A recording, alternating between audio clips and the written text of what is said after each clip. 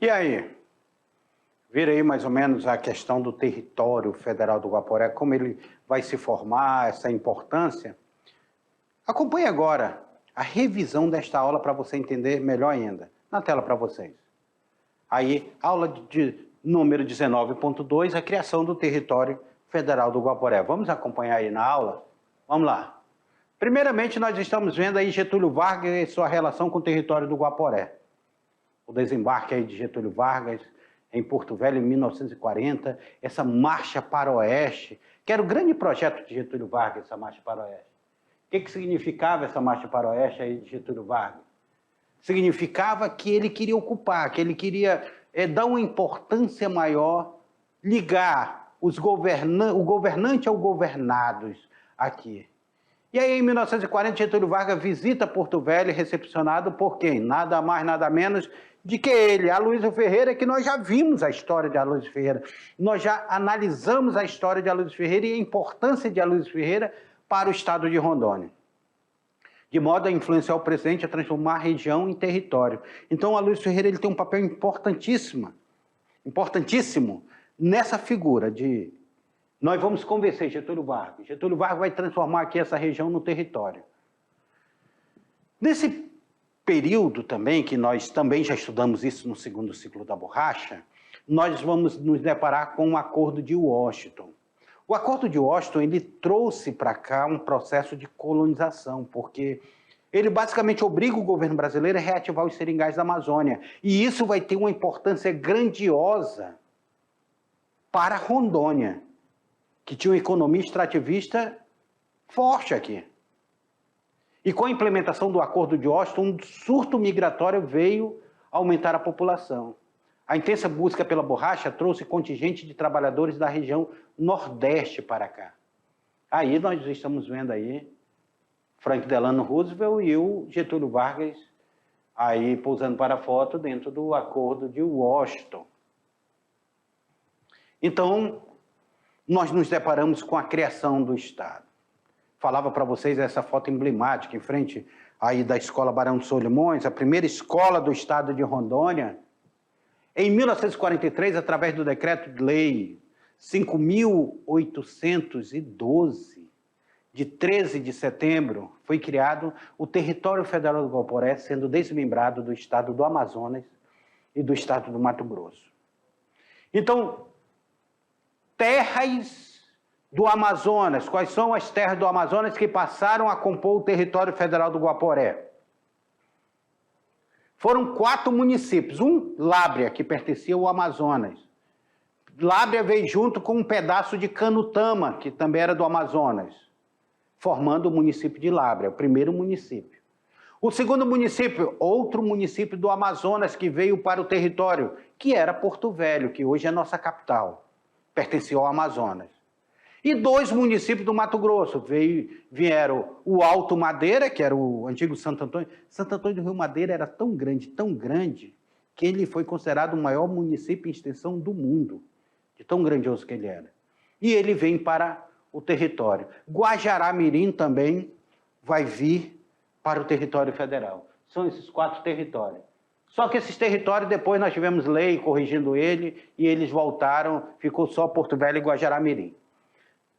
E o Juscelino Kubitschek, essa relação com Rondônia, está dentro da questão de homenagear. É ele que muda em 56 o nome do Território Federal do Guaporé para o Território Federal de Rondônia. E é ele que vai tratar sobre a abertura da estrada que vai ligar a 029, que ela vai se transformar na BR-364. Então, nós estamos aqui diante desse processo de aventura, de construção do estado de Rondônia enquanto território. Alunos, façam agora a atividade de vocês, eu vou dar uma descansadinha aqui, esperando vocês fazerem a atividade e ficar à disposição de contato dos professores de vocês para qualquer dúvida que vocês tiverem.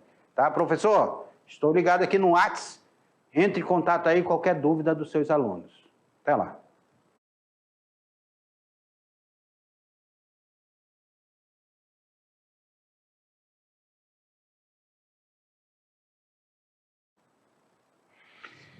Atividade. A atividade que eu trago para vocês é para vocês fixarem melhor o que nós discutimos na aula, o que debatemos na aula, o que foi abordado na nossa aula, estão dentro dessas atividades.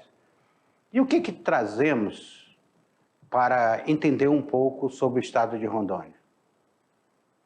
Vamos lá, na atividade número 1, a gente já entra dentro dessa discussão. Na tela para vocês. Olha lá, fala sobre o novo governo de Getúlio Vargas.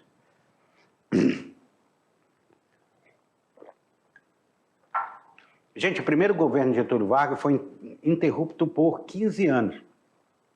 Vai de 1930 até 1945. No governo de Getúlio Vargas, a Marcha para o Oeste, realizada em 1938 e ampliada nos anos posteriores, tinham como fator a imagem da nação do sentimento dos brasileiros. O que propunha o ideário do Estado Novo de Getúlio Vargas? O que ele queria com essa marcha para o Oeste? Qual era o objetivo? Qual era a proposta dele com essa marcha para o Oeste? Hein? E aí, o que você acha, aluno? Será que Getúlio Vargas queria mostrar aos brasileiros um retrato da nação em movimento, visando a transformação das fronteiras políticas do Sul, Oeste e Norte em fronteiras econômicas? Ou seria mostrar que seria possível um Brasil onde negros, brancos e indígenas pudessem viver em harmonia? Será que tinha alguma coisa a ver com a questão de igualdade racial, essa marcha para o Oeste? Ou seria a ocupar as fronteiras agrícolas que se transformaram no Brasil e principalmente na região norte com a implantação de café? Será que essa marcha para o Oeste trazia café para a região norte? Era isso que ela queria? Ou colocar o Amazonas na rota de produção com a Zona Franca de Manaus? Será que foi a marcha para o Oeste que criou a Zona Franca de Manaus? Não. Incentivar a colonização do sul do país para Rondônia e para o extremo norte do Amazonas. Será que foi neste momento da Marcha para o Oeste que nós tivemos a migração sulista do centro-oeste para aqui, para a região?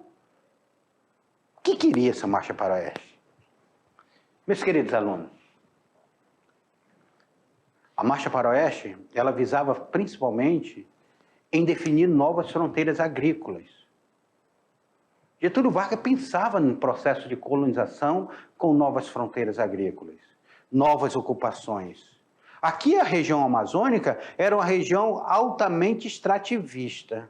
Tanto é que nós não víamos desmatamento e tudo. Então, Getúlio Vargas já vem nessa questão de visionário, dizendo, olha, nós precisamos abrir estrada, nós precisamos integrar. Esse projeto de integração é muito antigo e vai ser concretizado também quando nós vamos ver o governo Juscelino Kubitschek abrindo Belém-Brasília, abrindo a 364, que era 029, e depois com o governo militar, com a 319 aqui ligando até Manaus. Nós vamos ver essa estrutura dessa marcha para o Oeste, dessa ocupação. Então, a resposta correta é a letra na tela para vocês.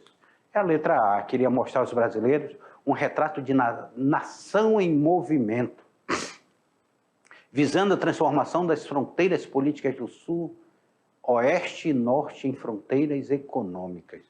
Queria a produção econômica dessa região. Próxima, número 2. A número 2, ela não fala o seguinte: quando Getúlio Vargas visitou Porto Velho em 1940, Rondônia não existia. A economia da região estava resumida à coleta de látex, funcionamento da estrada de ferro Madeira-Mamoré, colônias agrícolas criadas por Aloysio Ferreira e a movimentação de navios pelo rio Madeira-Mamoré e Guaporé. Podemos dizer que um dos objetivos de Aloysio Ferreira ao recepcionar Getúlio Vargas era o quê? Qual era o objetivo? Era porque Getúlio Vargas era bonzinho? Era isso que Aloysio Ferreira? Ou Aloysio Ferreira queria fazer aqui uma política da boa vizinhança e convencer Getúlio Vargas de alguma coisa? A estratégia que ele usou deu certo, tá? Queria saber essa estratégia que ele usou, mas estão nos anais da história aí, dos bastidores. Mostrar Getúlio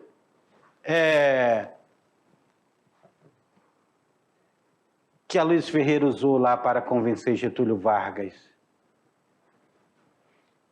Mostrar a Getúlio que reativar economicamente a estrada de ferro Madeira-Mamoré era viável para a economia nacional.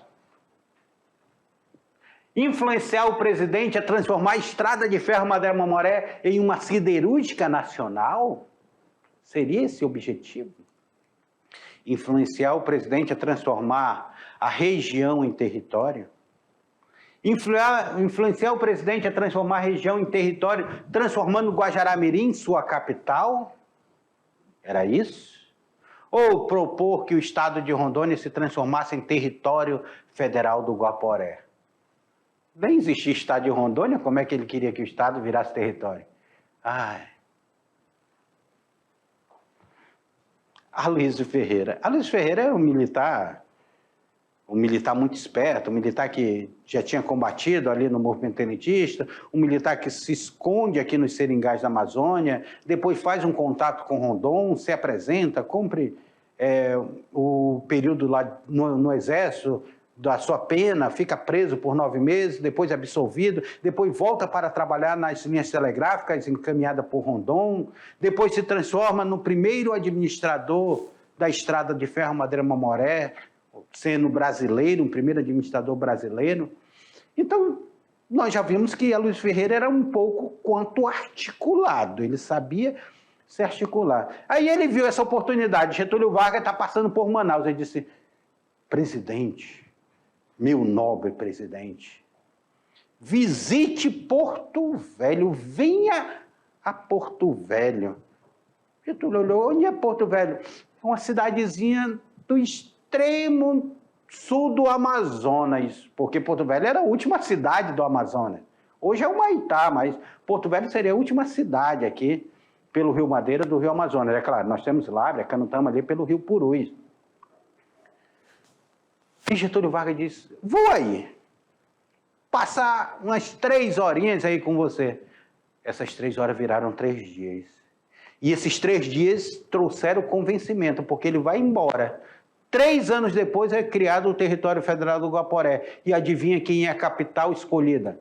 Porto Velho. Então, ele queria influenciar Getúlio Vargas a transformar essa região em um território federal. Foi o que aconteceu. Resposta, letra C. Influenciar o presidente a transformar a região em um território. Vamos lá para a terceira. O Acordo de Washington dizia respeito, basicamente, ao fornecimento de certas matérias-primas brasileiras à indústria norte-americana. E foi assinado em Washington em 3 de 3 de 1942. Os acordos incluíam corporação destinada a promover a expansão econômica brasileira com a cooperação técnica e financeira dos Estados Unidos, ou seja, soldado da borracha também. Modernização das minas de Itabira, que era a mina de ferro, e da ferrovia Vitória Minas. C. Fundo para o desenvolvimento da produção da borracha, aquele fundo que eu já falei para vocês. Com a implementação dos acordos de Washington, qual o impacto do território federal do Guaporé? Qual foi o impacto para o território federal do Guaporé sobre esses acordos? Aumentou a migração sulista para os seringais da região? O novo surto migratório veio causar êxodo urbano? Será que as pessoas saíram da cidade para o campo? Em Porto Velho, o que levou os seus munícipes a migrarem para os seringais? O território federal do Guaporé se desenvolveu com a vinda dos aviadores que contratavam mão de obra. Será que foi isso que desenvolveu o território federal do Guaporé? O território federal do Guaporé se tornou um celeiro agrícola com a superprodução agropecuária? Será que naquele momento já tinha essa superprodução que nós temos hoje? Hoje o estado de Rondônia é um celeiro agrícola grandioso. Um novo surto migratório veio aumentar a população da área, que viria a ser o território federal do Guaporé. O Acordo de Washington definia que tinha que se reativar os seringais da Amazônia. O governo norte-americano financiava a siderúrgica, mas se financiava também a vinda de trabalhadores para cá. Então isso criou um surto migratório muito grande aqui na região. Um novo surto migratório. Então o território federal do Guaporé ele começou a crescer, começou um surto migratório, as pessoas vinham, imagina vir para Rondônia. Ir para Rondônia era algo que vinha em busca de conquistar a terra. Rondônia estava sendo devastada, já começava a ser devastada, porque se buscava conquistar terra, plantar, ser um celeiro agrícola. Mas essa vinda, início do segundo ciclo da borracha, é basicamente para a extração do látex. Isso foi o que aconteceu. Na tela para vocês, que a resposta correta é a letra E. Um novo surto migratório veio aumentar a população. Vamos para a última. A última fala que em 1943, através do decreto 5.812, de 13 de setembro, foi criado o Território Federal do Guaporé, sendo desmembrado do estado do Amazonas e do estado do Mato Grosso. Posteriormente, foram feitos os decretos 6.550, de 30 de maio de 1940, e o decreto 7.470, de 17 de abril de 1945, visando ajustar em moldes mais realistas a área do território. Aí eu pergunto para vocês, quais as consequências desses dois decretos? A consequência desses dois decretos foi, qual foi? E aí, o território ampliou sua área anexando o município de Humaitá, Amazonas. Humaitá, será que Humaitá passou a ampliar o território lá do Amazonas? O retorno do município de Lábrea à jurisdição do estado do Amazonas e a extinção do município do Alto Madeira e anexação ao município de Porto Velho, seria isso que o decreto falou? O território federal do Guaporé ampliou sua área, triplicando o seu território? O retorno do município de Lábrea à jurisdição do estado do Amazonas e o retorno do município do Alto Madeira para o Mato Grosso? E o território federal do Guaporé passou a ser chamado de Território Federal de Rondônia. Aí. O que foi? Qual a resposta correta aí? Meus queridos, esse decreto, vem cá comigo, esse decreto ele viu que havia uma dificuldade muito grande no território. Então, o território de Lábrea, ali, o município de Lábrea, ele voltou para o Amazonas. E o município do Alto Madeira ele vai ser anexado a Porto Velho. O território vai ficar por um bom tempo, até a criação do estado, com dois municípios, Porto Velho e Guajará-Mirim, pegando toda essa região. Isso foi o que aconteceu. Então, a resposta correta é a letra, na tela para vocês, é a letra B, o retorno do município de Lábrea à jurisdição do estado do Amazonas e a extinção do município do Alto Madeira e a anexação do município ao município de Porto Velho. E aí, alunos, chegamos ao final de mais uma aula, de mais uma aventura, e agora vendo a criação do Território Federal de Guaporé. Eu espero que vocês tenham gostado dessa aventura, porque eu espero vocês na nossa próxima aula, porque as aulas de História de Rondônia são sempre uma aula de grandes aventuras. Até a próxima.